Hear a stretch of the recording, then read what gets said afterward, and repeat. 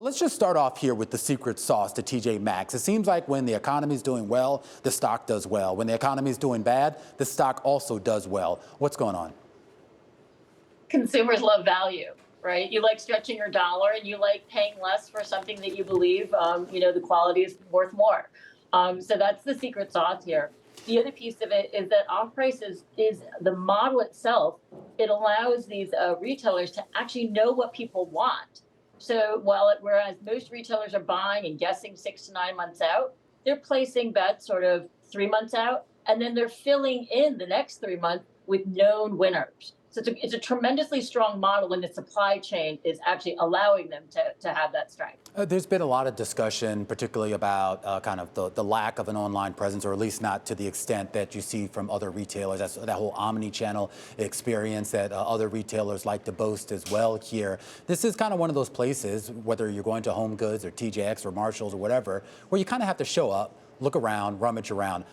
That's not for me. My wife goes to this place, I feel like every other day, and she comes home with something. She loves it here. Is there any sense that they would ever, I guess, tweak that model for modern times?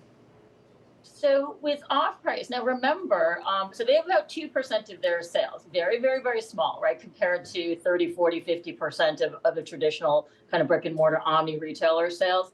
The reason that the off pricers do not do this is because it's kind of cost prohibitive. It's not very profitable.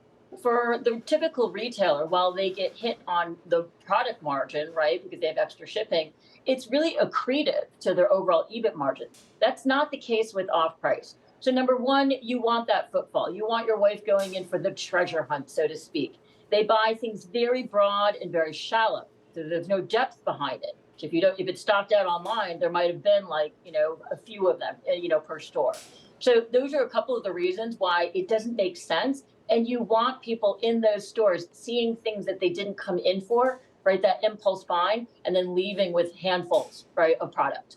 Well, Adrienne, speaking of leaving with handfuls, it feels like last earnings season we heard a lot about shrink. We heard a lot about theft. Hearing a little bit less of it this earnings season. Maybe that's my own bias. What do you make of that?